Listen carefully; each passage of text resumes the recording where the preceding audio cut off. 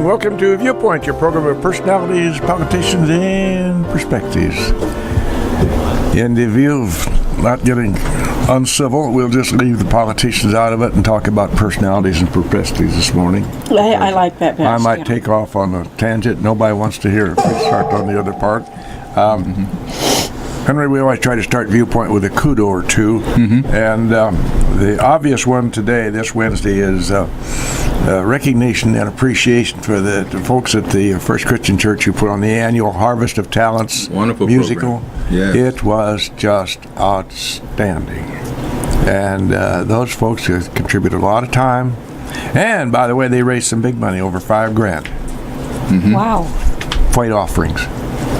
Just really Wonderful. something. And you've heard our little, I'm not certain, I think she's Vietnamese, Hai Phong Lee, whose husband's is a student out here at Lee. She is a magnificent voice. Yeah. If she's getting a good agent, she could be at the top of the rug.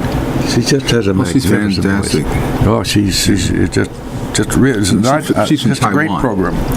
Now, at the same time, I want to mention that on October the 3rd, that's coming up right around the corner, folks. The Logan County Veterans Assistance up here at the Country Air Restaurant, they're having an all-day event, and they're going to, part of their proceeds, the flyer I have says 10% of the proceeds will go to assist our county veterans.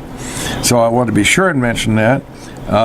Country Air serves pretty doggone good food, and this is a chance to take your wife or your special girlfriend or somebody out. Both of them. Or maybe both of them. Yeah. And sometimes that works.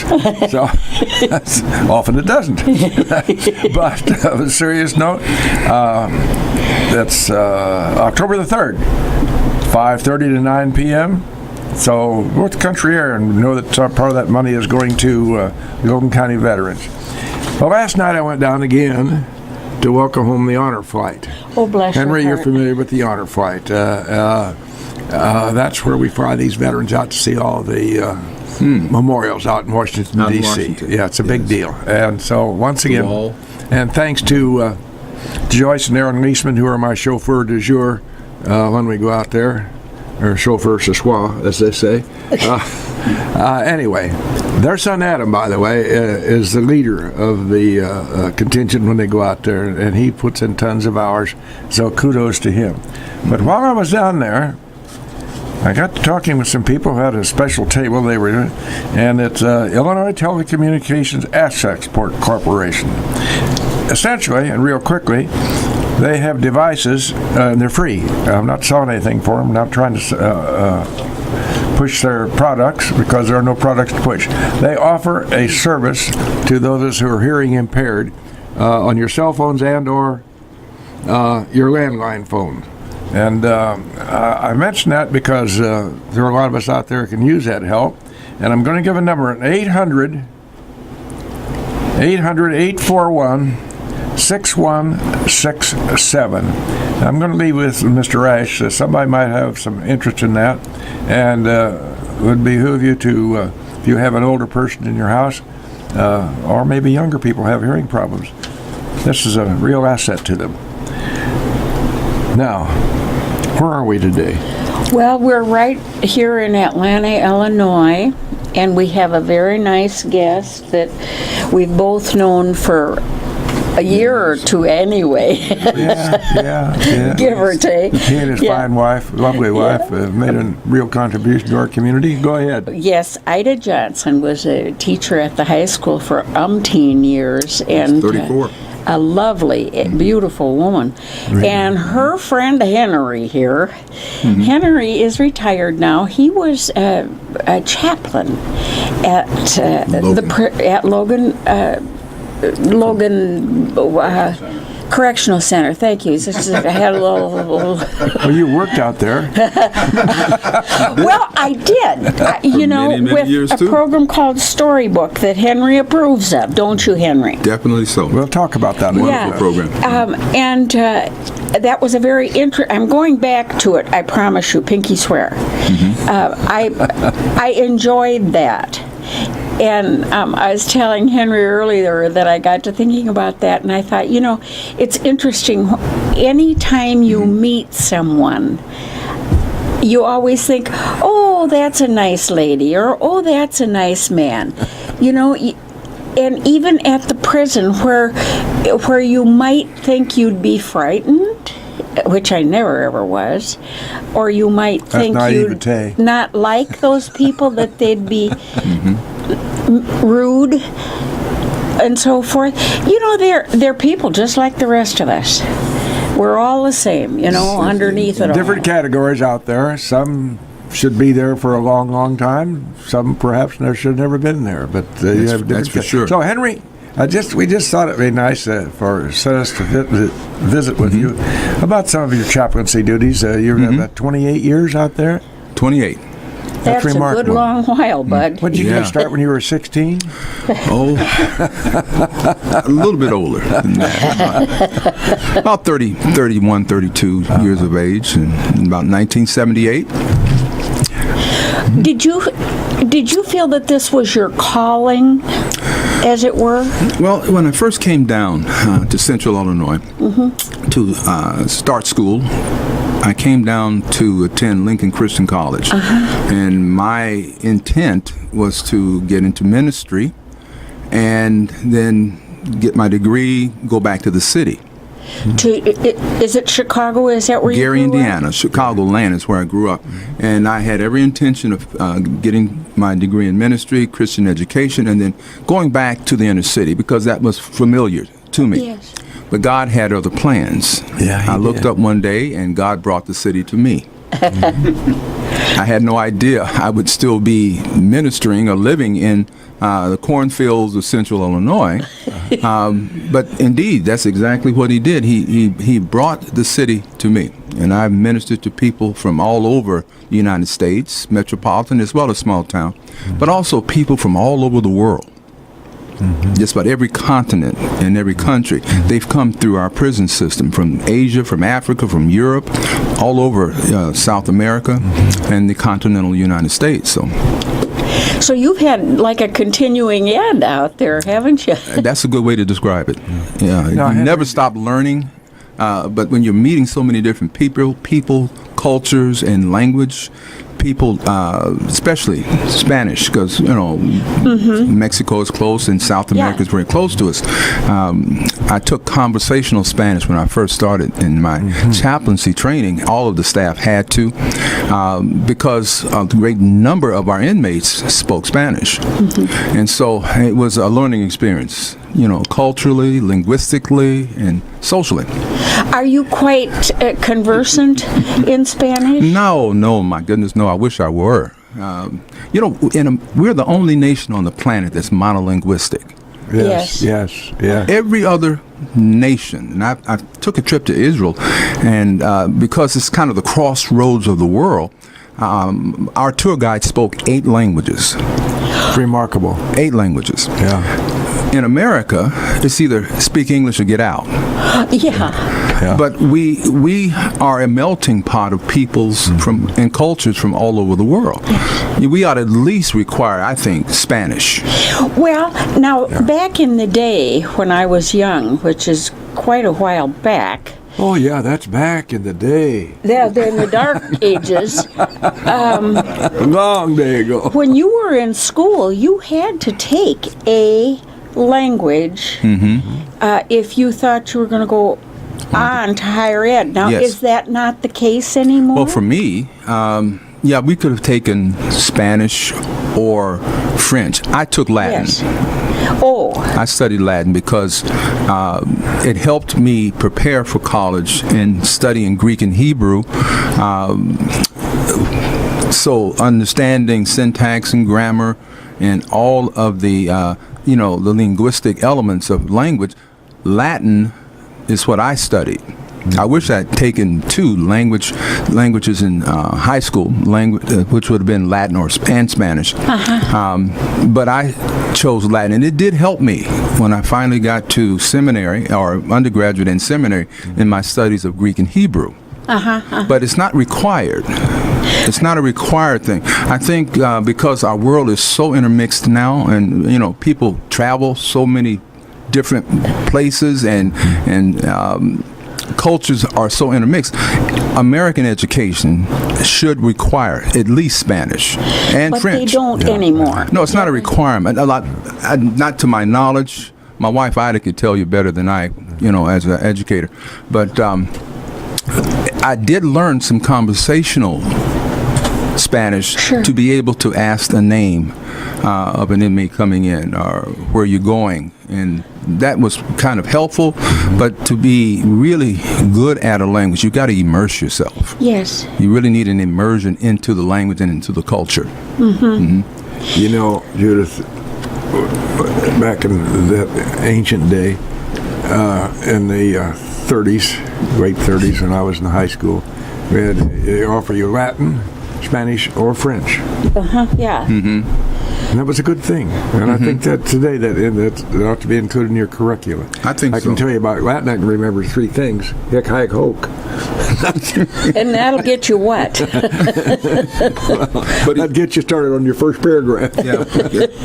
Linguistic immersion is the way to learn, if you can. How did you, moving along, how did you find yourself out here at the prisons? Well, when I first moved, that must have been 69 and 70 when I came down to go to school. It was Lincoln Developmental Center. And then there was the annex of Lincoln Developmental Center. Yes. And about 1977, I believe it was, into 78, the Illinois Department of Corrections took over the annex and put a fence around it and made it into Logan Correctional Center.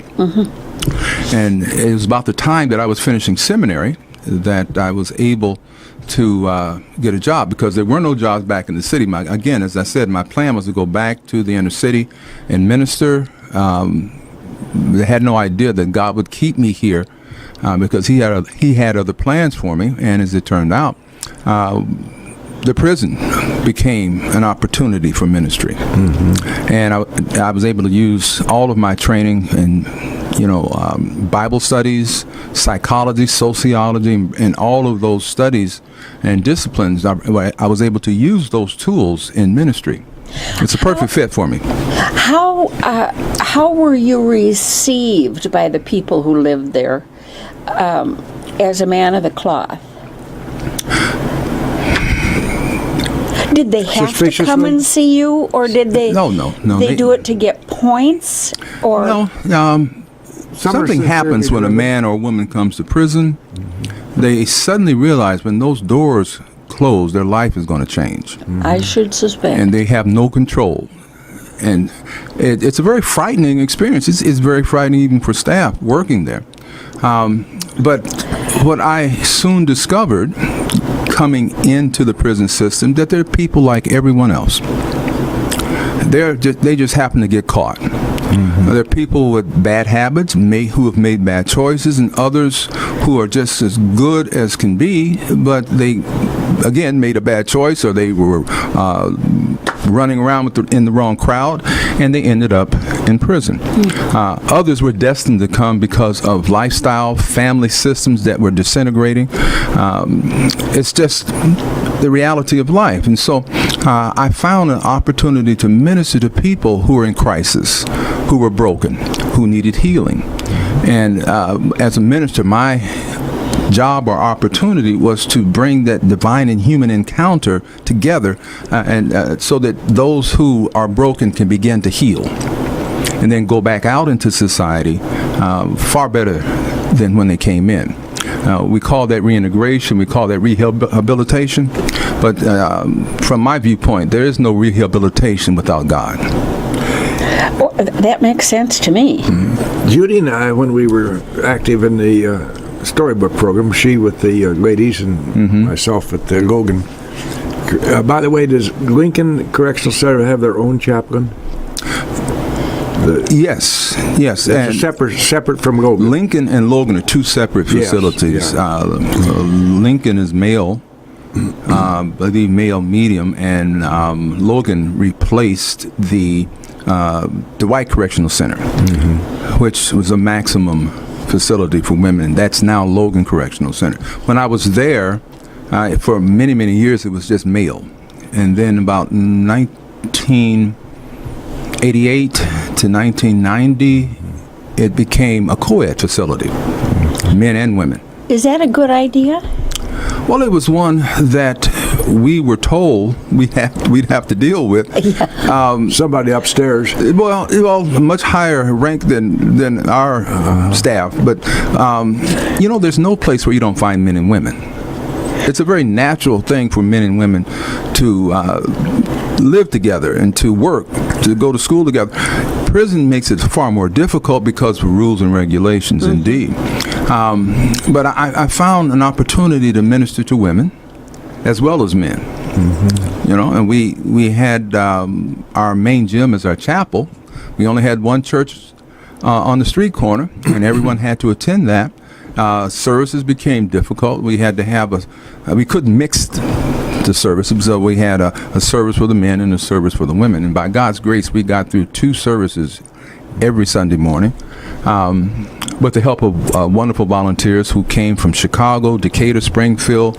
They came from all over to help us. We volunteers, such as the Storybook program, we found that we got to know some people on a more intimate basis, a little closer than just going by the street and say, hi, how are you? You were not supposed to have much of interaction with them. Our job was to just let them read the books. And just for those people who might want to know what the Storybook program is, it's a very wonderful program for the prisoners out there. Volunteers bring in boxes of books, and they set them around on the tables, various tables, and the prisoners have to qualify in order to be allowed to come in and be a participant in the Storybook program. And they come in and they mingle around, they look over these books, and they can select 1 or 2 books, and then they go off with a volunteer to a room and they read the books to their children. And while that's being done, that's being recorded on a computer, and then that book is then put together with the recording. And the book and the recording to the kids are sent to the youngsters. And it's a wonderful program. Wonderful. And you get to know, we get to know some of the prisoners a little closer. And they're just like you and I, you talk about making mistakes. Now we all recognize that some people are just no doggone good at all. I mean, that's just the fact of life. And you have some of those in there. That goes with the mix. Every prison's got some of those in there. And they're not all locked up either. Yeah. No, that's right. As a matter of fact, let's just go to, well, no, we won't do that. I was going to talk about some politicians. But in the interest of moving on, the fact that you get to know some of these folks a little better and kind of understand. Now, I had one man, he sang the books to his child. Oh, that's wonderful. Wonderful. He had a wonderful voice, too. Yeah, and that, of course, we retired, and you often wonder what happens to them because they move along in the system. Some get out, some get paroled, some get sent deeper in the hole. Yeah. That was the beauty of the Storybook program. It helped inmates, men and women, stay in touch with their children. I would tell the inmates all of the time that whoever loves you, whoever you left behind when you came into the system, they're doing time right along with you. Every day you Good do, point. they do. And so having the Storybook program for many of the inmates allowed them to stay in touch with their children and to give that child a chance to hear daddy's voice or mama's voice. And it was a wonderful program. It really enhanced my chaplaincy program there. Well, I think for any number of them, that was their only contact with their family, because if their family lives in Chicago or Cairo, sometimes there is no way they're getting to Lincoln, America. Speaking of Storybook, we have a storybook on sponsors. Oh, dear, yes. And we're going to run right into Mr. Rice and let him to recognize our sponsors right now. Okay.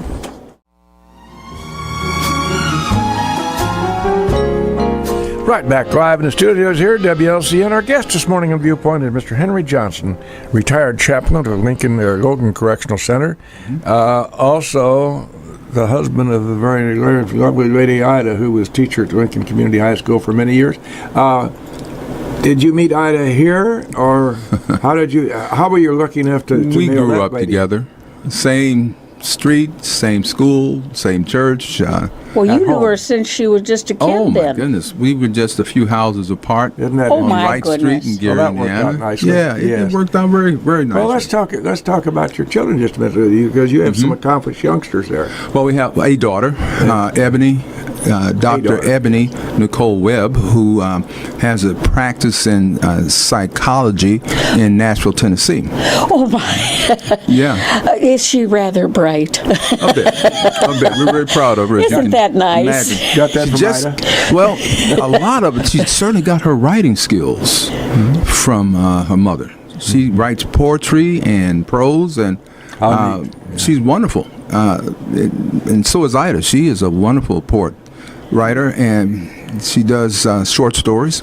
But Ebony worked for the prison. Oh, she did. A couple summers, and one of her jobs down in Springfield, the headquarters, was to take the files once they were taken out and to make sure they were put back in their proper place. She began to pore over some of the profiles of the inmates and decided, I think I'd like to be a psychologist, a forensic psychologist in particular, and that really got her mind set towards understanding human behavior. Well, as it turned out, she has a doctorate of science in clinical psychology. And so she has a practice in Nashville, Tennessee, as well as Franklin, Tennessee. And she's become a specialist in trauma therapy. She just got back from South Africa, where she went on invitation to train therapists there in the field of trauma and how best to handle people that are caught up in war times, or coming from broken homes, or Lord knows just trauma there's trauma in general. there. Oh, yeah. So that's what she does. She's been all over Canada. She's been all over the continental United States teaching other therapists. Very, very proud of her. Oh, indeed. And she was Indeed. kind of a culinary expert, too. She wasn't was, Yeah. right out of, before she graduated high school and started college, she was selling cheesecakes and other pastries. Is that right? And people were calling and orders were going out, and I said, ooh, we don't have a, certified kitchen. and definitely not an industrial stove. I had to replace the heating element in the stove that she cooked with. She wore it out. Oh, she wore it out. I said, yeah, but I don't know. We're not certified. We might have to slow this process down. But she did. She sold many cheesecakes I knew that she was quite... and cream puffs. Yeah. Let's talk... Excuse me, Judy. Go right ahead, please. People are so miraculous. Some can face terrible traumas and come out seemingly relatively unscathed. Where others, you think their background would lend itself to somebody who would be very successful, and then you end up being totally wrong on both counts. How do you talk to a person who's really misstepped so that they end up living out here at the edge of town? What can you say to them? Well, no one's born in prison. No. Are raised in prison. Well, they somebody start is out born in prison. Some are born, but I'm talking about really raised. Right. And that's the foundation of their life. They start out in society. It starts with the home. The basic building block of society is the family. If the family is fractured, God's intent was for a man and a woman, a mother and a father, to raise the children. But if that family is fractured, that child grows up not having a firm foundation. I firmly believe that also it's important to make sure that there's a spiritual dimension in that home, with mom and dad representing God in the life of the child. Now, that's the ideal, but the reality is that many times women are raising boys and girls or sons and daughters by themselves. Men have abdicated their responsibility. I firmly believe that it takes a man to raise a man, a woman to raise a woman. And what we do as mothers and fathers is we put our stamp of approval on the job that the mother and father does, and we say to our sons, mom says to the son, I like the man you've become, you're just like your dad. Or the father says to the daughter, I really like the woman you've become, you're just like your mother. Beautiful. If those children don't get that affirmation, if they're not poured into as children, they grow up missing so much in terms of self-awareness, self-esteem, and I think that has to do a lot with some of the problems in our society. Surely the prison system must keep some statistics. Do they find that that many of the people who end up in prison are from broken homes? Well, I don't know about Department of Corrections statistics, but I can surely say that just looking around in our own community, I think the largest percentage as far as the demographic are single mothers, head of household. I think that's kind of a national thing. I don't know the exact number, but Department of Corrections statistics aside, just look at our own communities. Well, they talk about that subject all you want, but I always go back to Dr. Ben Carson. If anybody had an underprivileged beginning, it was Ben Carson. And look what he overcame. It's a good example, yes. Yeah, outstanding, yeah. But he had a mother who stayed with him, who pushed him, who poured into him good things, and would not take anything less. That was also true of Barack Obama, whose mother raised him practically by herself and would get him up at 4 o'clock to study and just would stay on him. You are going to excel. And he ends up being president of the United States. And so there are mothers who have had to do it all. Yes. And thank God for them. Oh, there are people who there are fathers out there who couldn't care less about being a father. Yes. It was a physical thing to them. They went on their way and they leave the lady, and that's what happened. Social economic cost. Do you know the figure it costs to keep a prisoner a day? What, I've been gone for 12 years. You have to call the department itself. You've been gone that long? Yeah, 2006. It's when I retired. 2018 is I think this is 2018, right? Yeah, I've been gone since 2006. Those statistics, if you just called and asked or go online, I think you would be able to get some of that information. Online, everything is. It's just tremendous, the cost to keep a prisoner. I can tell you, it costs far less to educate them. I don't know what the state pays per student, in the school districts, but that's the point I wanted to make. Education is far less, and the net result is so much better. Yeah, I don't know the exact figure, but it's expensive to say the least. But that's the parents' responsibility, regardless what it costs. Sometimes the kid sees little Johnny and Mary from down the block that are just running loose and having a wee of a time and just living the life of Riley, and they're getting up and going to school every morning, and it starts to sound pretty good to just be free at last, I mean, when you were active out there, do you know about the rate of recidivism? That's always been a factor. Terrible factor. It is. I don't know the exact percentage numbers, but I would tell the men that I'm hoping that you make it. You said you accept Jesus as your personal Savior. I hope that you go out with that faith and commitment. But if not, I'll see you when you get back. If you make it back. Yeah. Because very often we get reports that someone was killed committing a robbery or going back into the drug lifestyle, and they thought that they might be able to survive or get over, this next time going out, but they didn't. And then I see others who would come right back in.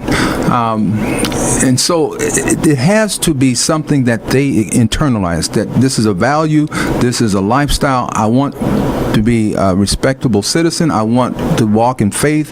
If I say I'm a Christian in prison, I've got to make sure I'm living that way outside. Yes. I would tell the men also, and the women, that if prison is the only place that you call on the name of the Lord, He's going to keep you in prison. God will keep you in prison because He likes to stay in touch. You have to, if you're going to walk with the Lord, don't do it just because you're afraid or you're locked up and, you're trying to impress everyone in the parole board how much you've changed. Walk in faith on the outside. And there are many men who've done that. Society also has a role in accepting prisoners who are released. You can't just paint a broad brush and say, well, hell, he's no good. He was a prisoner. That broad brush application. Men would call that having an X on your back. Yeah. So you have to give somebody a chance to get themselves straightened out. But so oftentimes you go back to the familiar territory, you go back home where the old friends are and the old habits are and things. And it would be pretty hard not to fall back into that lifestyle, because here comes Johnny what's-his-name down the block, who you've known since you were 4, and he was your friend, and he was the one you got in trouble with, and now you're back and there he is again. So would it be better if you never went back to your old territory? It is a good thing if you can change your environment. Don't go back to where your gang buddies or negative influences in your life are waiting on you. And I would tell the guys, who's waiting? I would ask them, who's waiting on you? Who's waiting there? What are your plans? Where are you going? We had a program called Pre-Start to talk about those issues, value setting and direction, and what choices are you going to make? Are you aware that you've got other choices? The men that went out after having picked up a trade or gotten a GED or a college degree and went out with genuine faith, they didn't come back. There are several men that I've heard from over the years that have families. They are working. They are developing new businesses. They are ministering.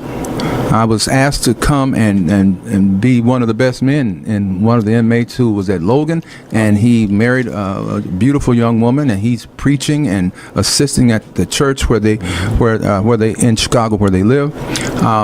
But you know what? You'll never read about that in the newspaper because it's not newsworthy. And I would tell the men, if you get in trouble again, it'll be all over the Chicago Tribune. It'll be all over Lincoln News or Springfield News. It will become something that's newsworthy if you get in trouble. But doing the right thing, being productive, taking care of your family, somehow that's just not newsworthy. No, well, that's what we expect. What about this gang business? We downstaters here don't. I don't think understand what they're talking about. What this culture is. I've talked with several members of gangs, and I learned some things because I didn't grow up in the heart of the inner city. I grew up in a working class community where I had a mom and dad, and I had to be in at a certain hour and had to make sure I got my homework done and got up and went to school the next day. Men or women who come from fractured families find that the gang becomes a family. One man told me, if I didn't have my family, if I had my gang, I wouldn't have anyone, because it's my gang that goes to court and make sure I get money for bail or make sure I have something to eat, a place to stay. They are basically family units. Interesting. We are not created to be solitary individuals. We need community. And for many men and women, the gang becomes a community that looks after them, that takes care of them. We call that family. And that's exactly what it becomes. And that we have to have. Yeah, it's just a quest for community. Right. Now, of course, there are negative things that happen, criminal activity that takes place, but very many of those young people, especially the young boys, they're looking for a role model. And they will find someone. Mama can't model masculinity. She can raise a son to be a good person, to be responsible, but masculinity is something that's modeled by another man. And so a young boy growing up in the inner city, he's looking for someone that he can identify with, that shaves, that wears his clothes a certain way, that cuts his hair a certain way, that plays sports. And then he can identify, but he learns to fight and defend himself by looking at other males. And women learn femininity from watching other women. And so many of the young men are just on a quest to find meaning and purpose and a role model. Help me, Bill. The new vice president at Lincoln College, Dr. Shabazz, have you met him yet? At Lincoln College? No, I haven't. Well, we've got to make that happen because he flies in the face of all the things that we're talking about. He comes from no family, I'd say. Essentially. And he's a vice president at the college. I see. He did this all by himself, really. I don't think he was really raised or parented. There was no one to do that, and he was one of a big family, and poverty was right there in his face. And how come somebody can be Dr. Shabazz? Growing up in the same environment? It's just a miracle, isn't it? I would dare say that he had someone, either a mother or father or some significant role model or parent in his home that inspired him, that pushed him, that made sure that he was not going to fall through the cracks. Like Dr. Ben Carson. His mother pushed him, and President Barack Obama, his mother pushed him and set parameters and standards of education and learning, despite the fact that his father wasn't in his life. I don't know Dr. Shabazz, but I would dare say that he had someone that had that kind of influence in his life. Well, in and of itself, attitude is a maker or a breaker of a person's character. Attitude can overcome a lot of real problems. Yes. I can. Positive, negative, one that is an attitude of determination. I am not going to allow my circumstances to drag me down. That fighting spirit is very critical. Boy, it's got to take, to become a Dr. Ben Carson or a Dr. Shabazz, it's got to take a lot of intestinal fortitude. Just an awful lot. Henry, have you had, in your chaplaincy, have you had people want to come to you and quote, confess, for want of a better word, about their transgressions and talk about them and to talk them out of that? Not out of the transgression they've already committed, but try to help them. Make a confession, sure. Oh, yeah. And the value of that is being able to help a person. For instance, in AA, I work with the Alcoholics Anonymous group and help many of the men do their fifth step, where they made a fearless moral inventory. And they had to determine and accept what it is they did and own that and be willing to make amends and to, if at all possible, confess what they did to the persons that they offended, if they were allowed to. And so, yeah, many times I was able to help them walk through that personal moral inventory, which is painful to admit that you've done some things that were just horrendous. Is that one of the big things in life? What's owning that? Oh, yes. Your behaviors of the past? There's no healing until you what the scriptures call, the Holy Bible calls, repent and confess. That is, change your heart and mind, and be willing to admit what you've done. The first step of A is that I recognize that I'm powerless, and that I'm willing to turn my life over to the care of a higher power. You only do that if you're willing to own your sin or own the things that you've done. And then in that recognition and then that surrender, the power of God moves in to give you the strength to overcome. Henry Johnson, retired chaplain of Logan Correctional Center. We appreciate your taking your time to spend some time with us. My this absolute morning. pleasure.